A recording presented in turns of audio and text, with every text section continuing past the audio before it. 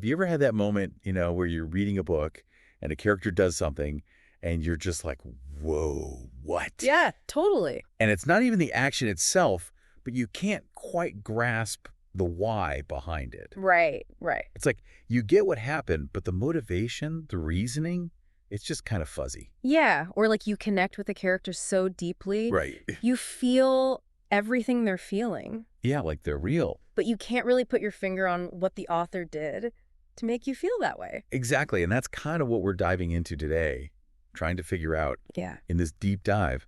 We've got a whole stack of research articles. Yeah, we do. And we're exploring this subtle thing that might be a key It might be. to really understanding what we read, Mm-hmm. especially, when we're reading a story.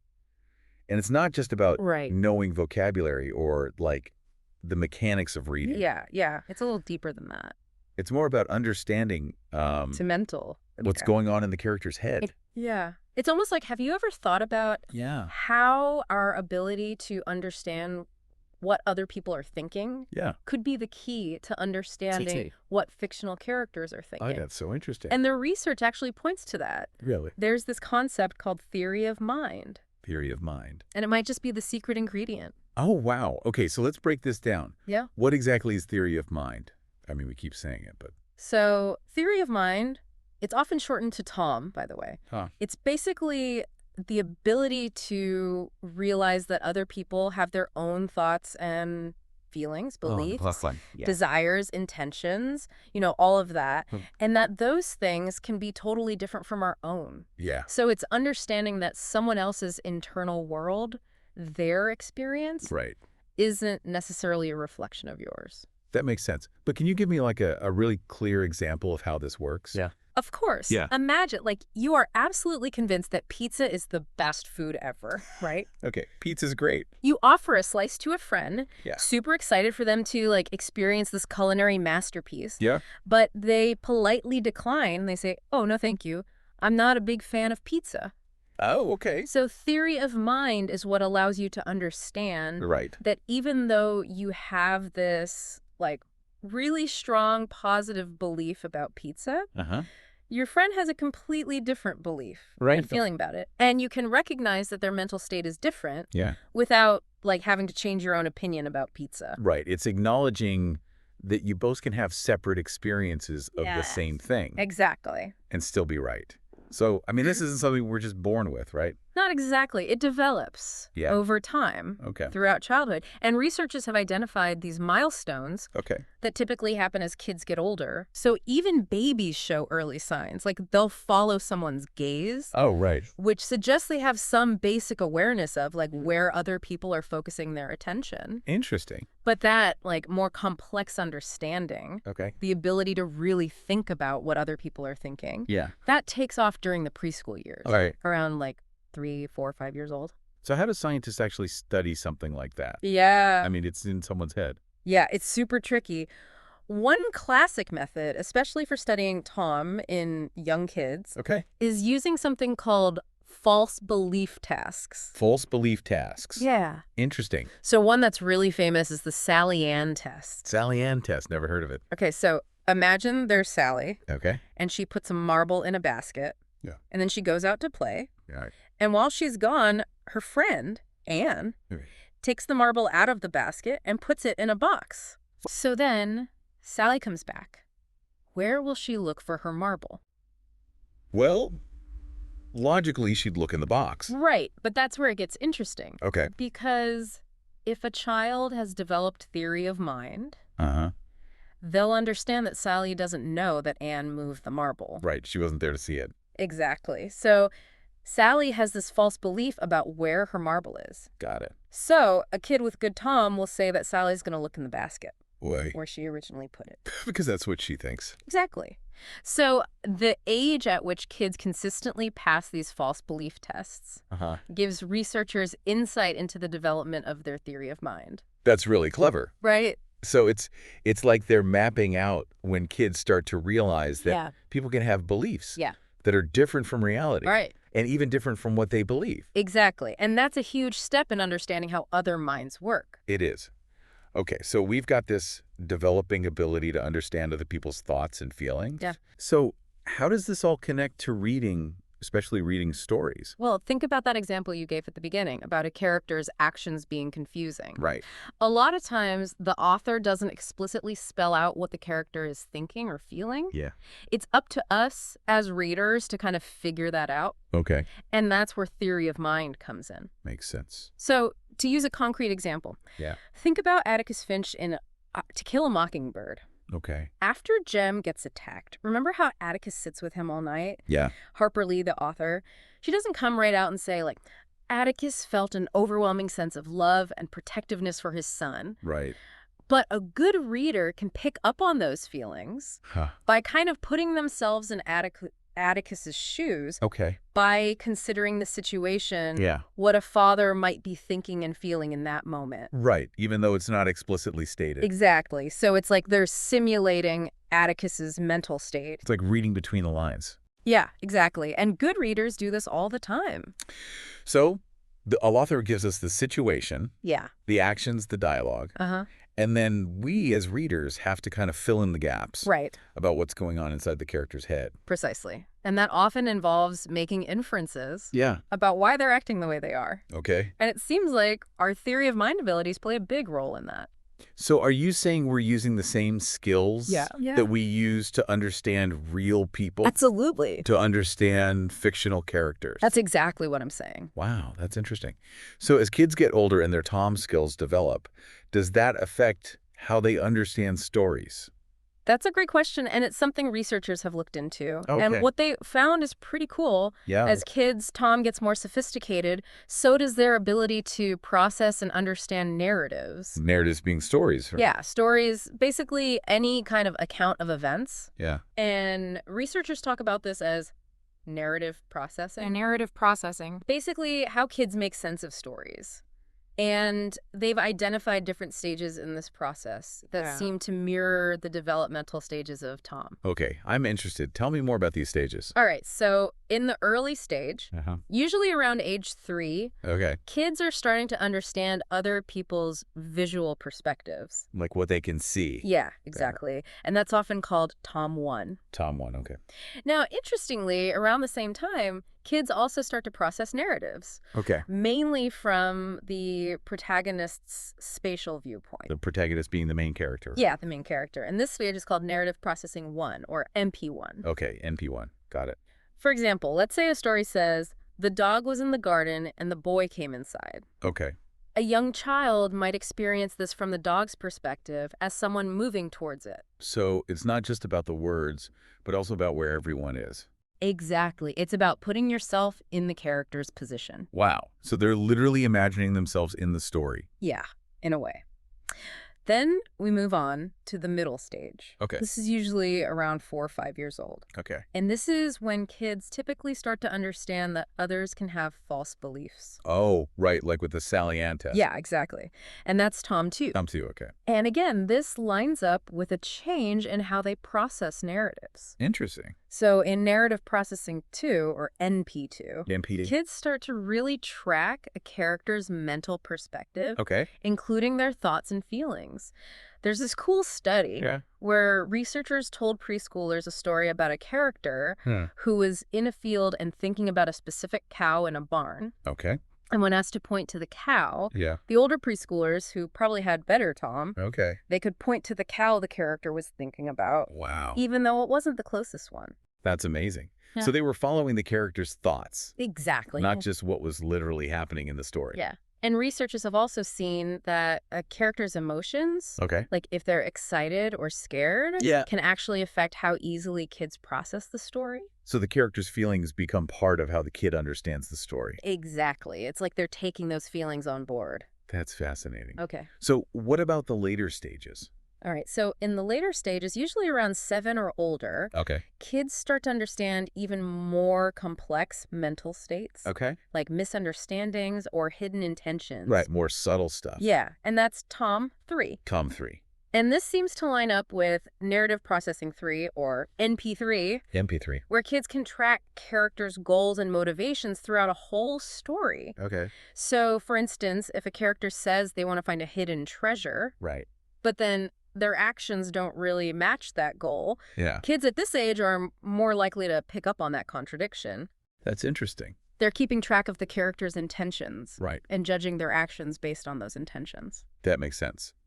So this connection between Tom and narrative processing is really interesting. But, a correlation doesn't equal causation. You're right, it doesn't. We can't jump to conclusions just yet. So what's the direct evidence linking Tom's skills to reading comprehension? Well, there's a lot of research that shows a strong connection Okay. between kids who do well on TOM tasks Uh-huh. and those who show good reading comprehension skills. Okay. And this is even after taking into account things like vocabulary and general inferencing ability. So it's not just that they're smart in general. Right. It suggests that TOM specifically contributes to reading comprehension. Wow.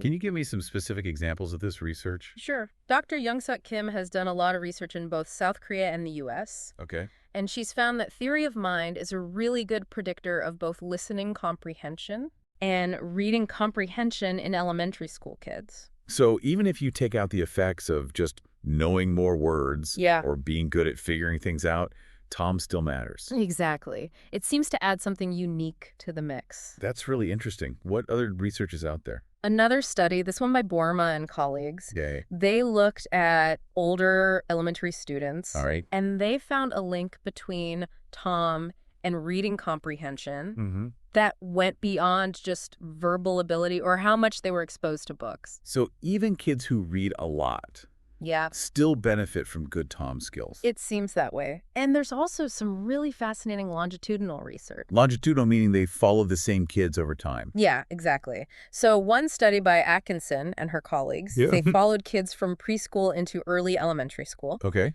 and they found that the kids' Tom skills at age 4, specifically their understanding of false beliefs, Right. was a really strong predictor of their reading comprehension 2 years later at age 6. Wow.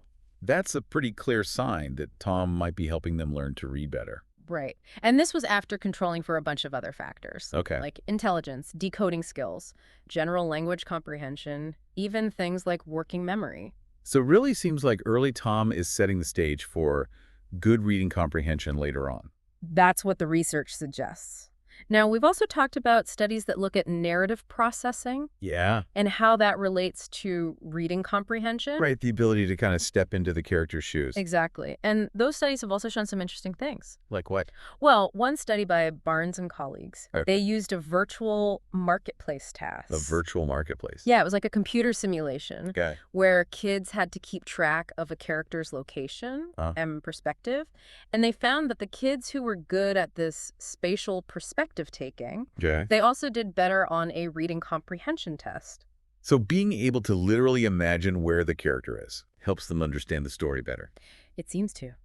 And another study by Nyhout and O'Neill, Okay. they had kids listen to either a narrative Okay. or an expository description of a neighborhood. So a story versus just facts. Right. And the kids who heard the narrative, Yeah. they were not only better at building a model of the neighborhood, Showing they understood the layout. yeah, but they also scored higher on narrative comprehension. So the way the information was presented as a story Uh-huh. seems to make a difference in how they understood it. Exactly. It seems like the narrative format itself engages us differently. Wow. So we've got evidence for a link between basic Tom and spatial perspective taking, Yeah. reading comprehension. Mm-hmm. But I remember the research also mentioned that the connection between more advanced Tom, Right. like understanding complex mental states Mm-hmm. and reading comprehension, needs more research. Yeah, that's an important point. We've got a good foundation, but there's still more to explore. Okay, so we've seen the evidence Yeah. that Tom and reading comprehension are connected. Right. Now, the researchers actually propose a framework for how this might work. Yeah, it's pretty interesting. Can you walk me through it? So the framework basically says that having good Tom gives readers a better ability to represent and keep track of Okay. the thoughts, feelings, and intentions of characters as they're reading. So, like, they're building a mental model of the characters' inner lives. Yeah, exactly.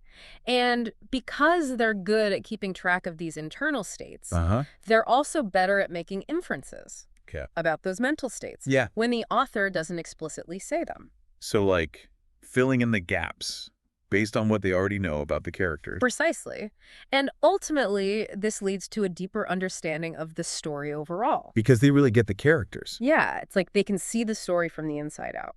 It's cool. So it's like a chain reaction. Uh-huh. Better Tom leads to better inferences, Hmm. which leads to better comprehension. Exactly. And this framework actually makes some testable predictions. Oh, really? What kind of predictions? Well, one prediction is that the link between Tom and reading comprehension Yeah. should be stronger for questions that require readers to make inferences Okay.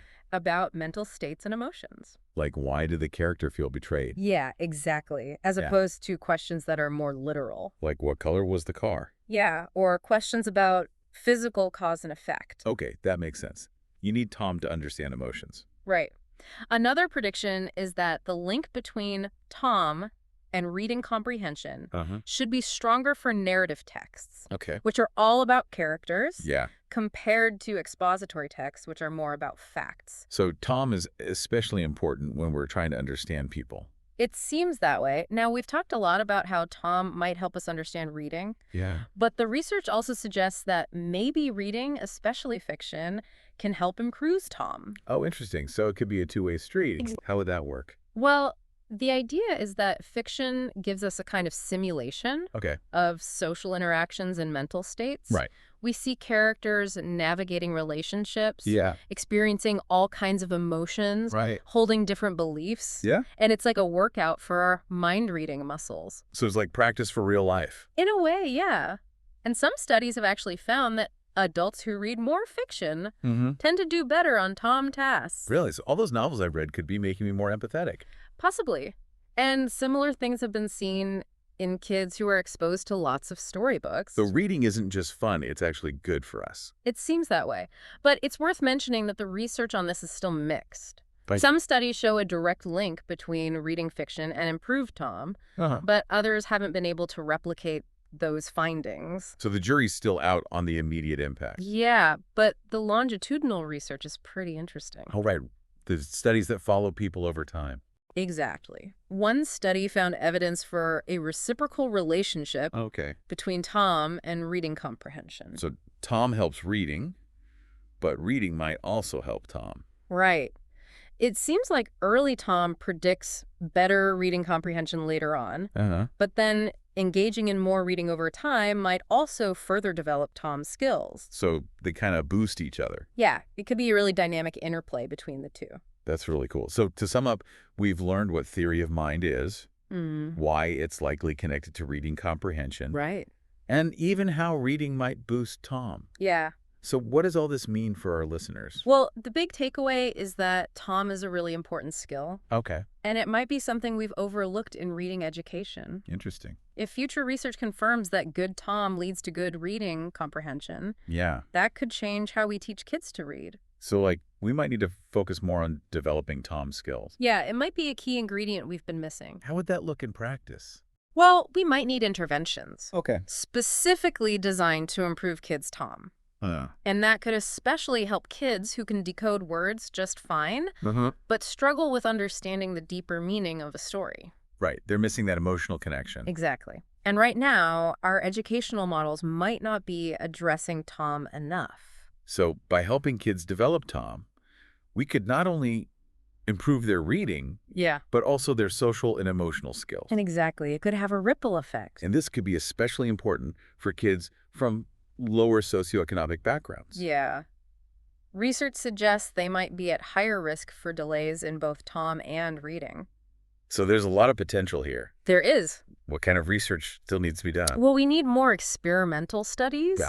that actually try to improve Tom in kids. Yeah. And then see if that helps their reading comprehension. And more longitudinal research too, right? Absolutely. To really understand how these skills develop together over time. This has been a really fascinating deep dive, It has. and I think it's given us a lot to think about.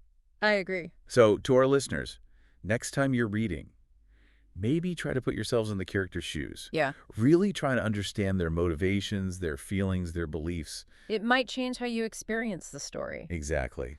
And it might even make you a little more empathetic. That's a great point. If you're interested in learning more about Tom, Yeah, there are lots of resources out there. there are. You can find books and articles online. Mm-hmm. And you can even reflect on your own reading experiences. Yeah.